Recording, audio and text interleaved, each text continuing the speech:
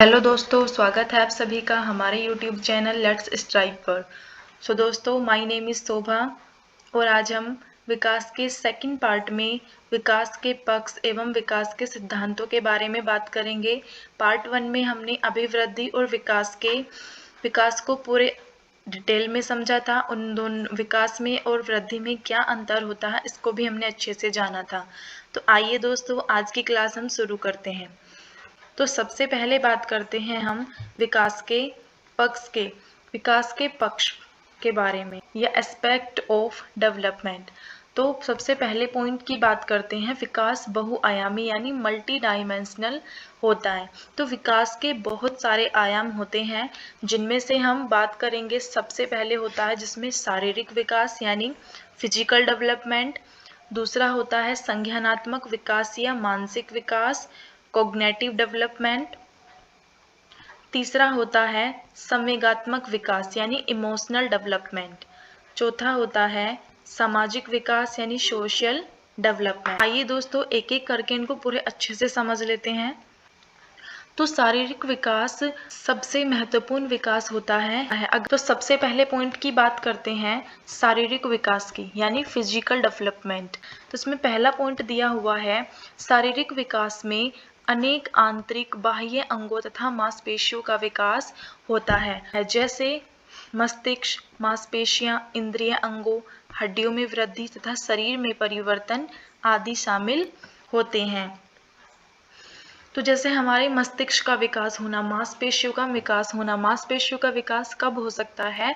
जब हम बालक को ऐसे अवसर प्रदान करते हैं जिसमें बालकों का मांसपेशियों का विकास हो सके, जैसे कोई खेल खिलाना, दौड़ना, कूदना। तो इन सब से क्या होता है, हमारी मसल्स का यानी मांसपेशियों का विकास होता है। इंद्रिय अंगों का विकास होना, हमारी हड्डियों में वृद्धि होना।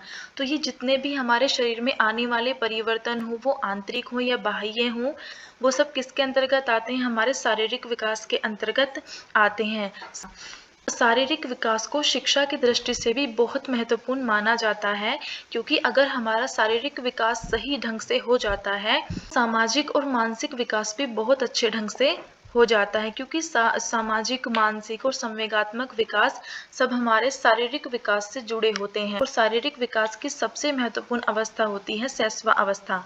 शैशव अवस्था में जिसमें बच्चा रेंगना, बैठना, खड़ा होना, वस्तुओं को पकड़ना तथा बोलना शुरू कर देता है, बोलना या बलबलाना शुरू कर देता है। देखिए यहाँ पे, जैसे यहाँ पे चित्र में दिखाई दे रहा है, एक बच्चा पहले थोड़ा चलने की कोशिश करता है, फिर बैठता है, फिर खड़ा होता है, फिर वो चीजों को संभालने लगता है। इसी तरह से शारीरिक विकास होता रहता है। तो दूसरे पॉइंट की बात करते हैं, है हमारा संज्ञानात्मक विकास।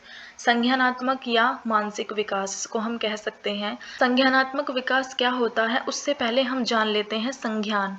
संज्ञान का अर्थ क्या होता है? संज्ञान का अर्थ होता है जानना या फिर समझना। यानी संज्ञान का अर्थ होता है किसी भी समस्या को या किसी भी बात को बहुत गहराई से जानना और समझना, संज्ञान का अर्थ होता है। तो संज्ञान में क्या होता है? संज्ञान बालक के समझने की योग्यता का विकास होता है, यानी कि संज्ञान में बालक में जो सोचने समझने की जो योग्यता आती है, वो किसके द्वारा आती है? संज्ञान के द्वारा आती है। तो संज्ञान क्या है? संज्ञान एक बौद्धिक प्रक्रिया है जिसमें विचारों द्वारा ज्ञान प्राप्त किया जाता है। दूसरा पॉइंट है, संज्ञानात्मक विकास से तात्पर्य किसी समस्या को समझने, सीखने, तर्क करने, सोचने तथा हल करने की क्षमता के विकास से है।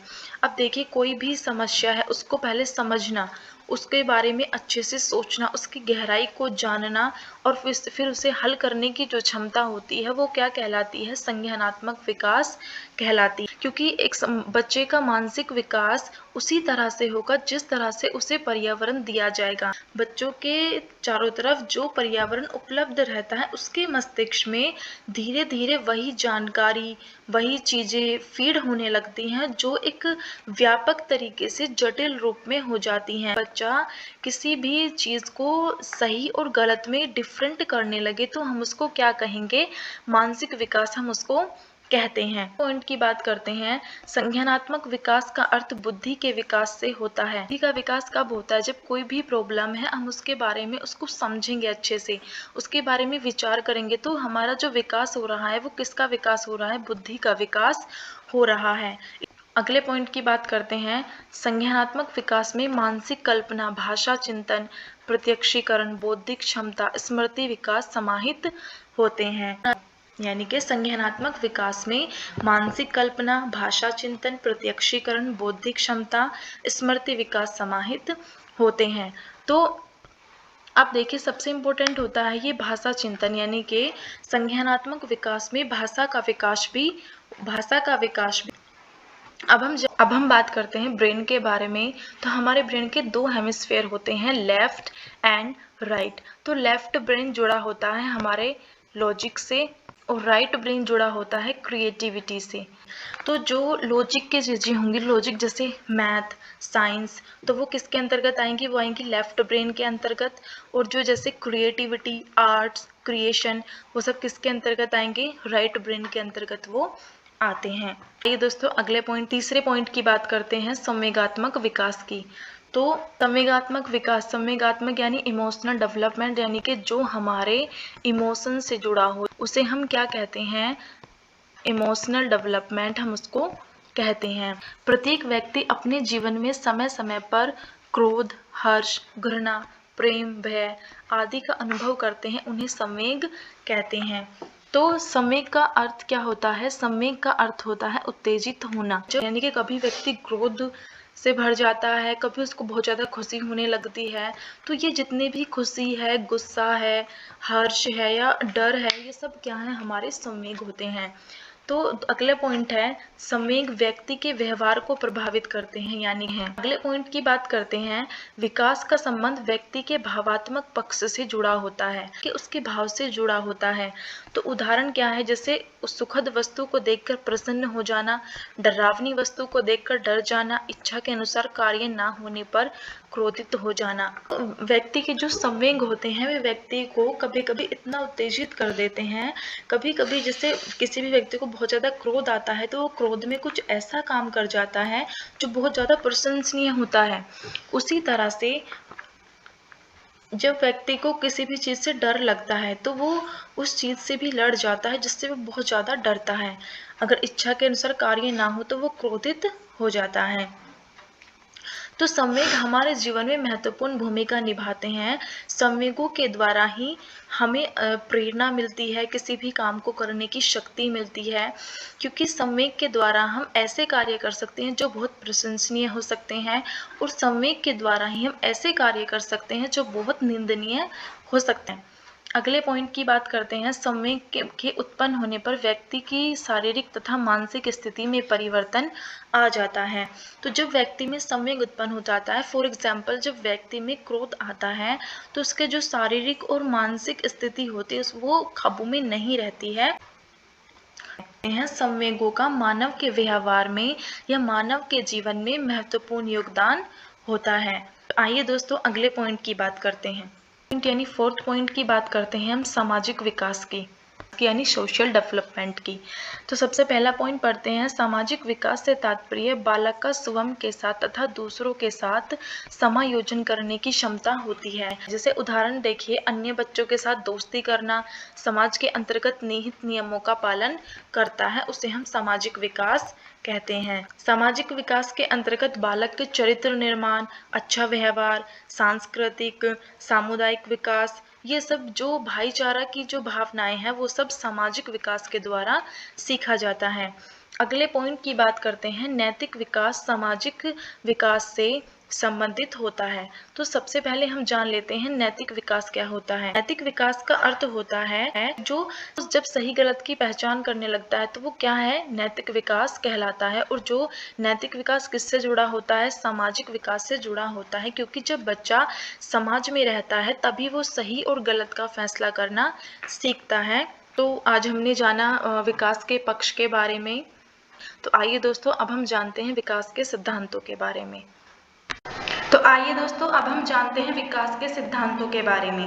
तो सबसे पहले होता है निरंतर विकास का सिद्धांत यानी प्रिंसिपल ऑफ कॉन्टिन्यूअस डेवलपमेंट।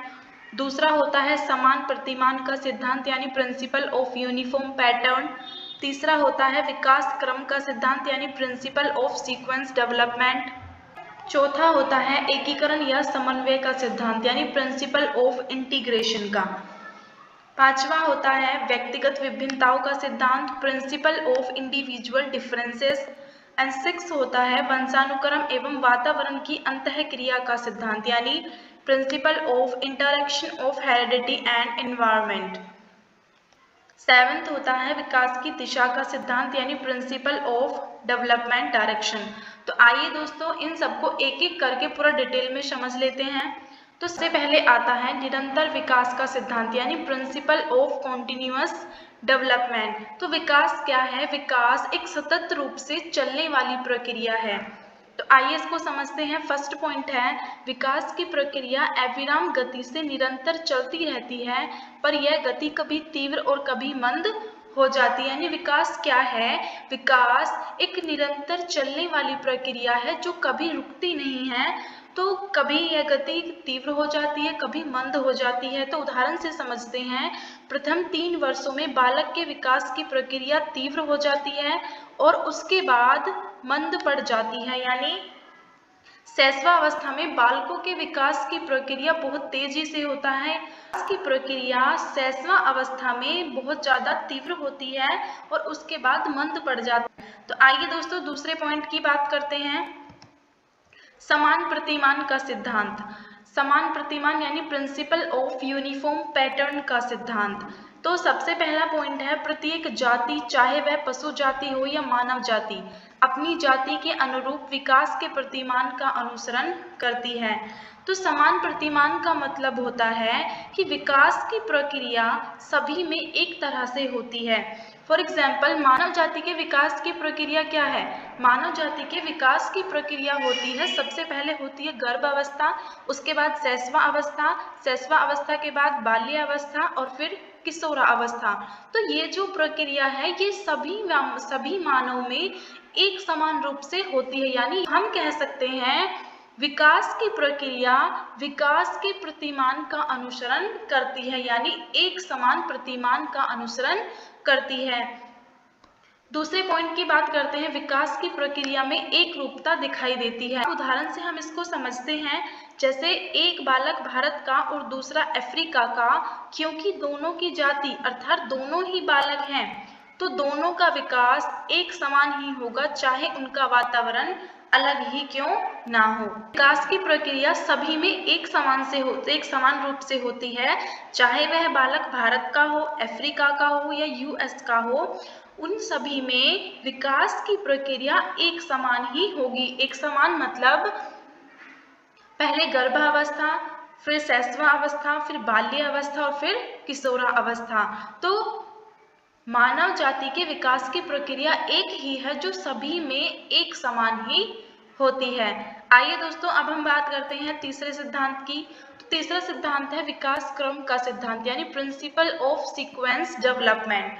तो व्यक्ति का विकास एक निश्चित क्रम के अनुसार होता है। यह है विकास के तीसरे पॉइंट की यानी विकास क्रम का सिद्धांत प्रिंसिपल ऑफ सीक्वेंस डेवलपमेंट। तो विकास की प्रक्रिया का एक निश्चित क्रम होता है जो सभी में एक समान रूप से होता है। तो सबसे पहले बालक का गामक तथा भाषा संबंधी विकास होता है। गामक विकास तो बच्चा पहले हाथ पैर पटकता है, पलटता है, बैठता है, घुटनों के बल चलता है, उसके बाद खड़ा होता है, वह चलने लगता है। तो एक गामक विकास हो रहा है। दूसरा है भाषा का विकास। बालक पहले क्या करता है? रोता है, फिर आ उ ऐसे शब्दों का उच्चारण करता है और फिर यानी निरर्थक शब्दों का उच्चारण करता है और फिर सार्थक शब्दों तक पहुंच जाता है, यानी कि वो मम्मा पापा ऐसे शब्द वो कहने लगता है। तो इसका उदाहरण हम समझते हैं। बालक पहले स्मृति स्तर में सीखता है, फिर बोध स्तर पर और फिर अंतः क्रिया करके सीखता है। यानी कि बच्चा पहले इमेजिनेशन करता है, उसके बाद उसका ज्ञान करता है वो और फिर क्रिया करके सीखता है। अब तो आइए दोस्तों चौथे पॉइंट की बात करते हैं, एकीकरण या समन्वय का सिद्धांत। तो इस सिद्धांत के अनुसार बालक पहले संपूर्ण अंगों को, फिर अंग के भाग को चलाना सीखता है, तत्पश्चात वह इन भागों का समन्वय करना सीखता है। तो आइए उदाहरण से समझते हैं।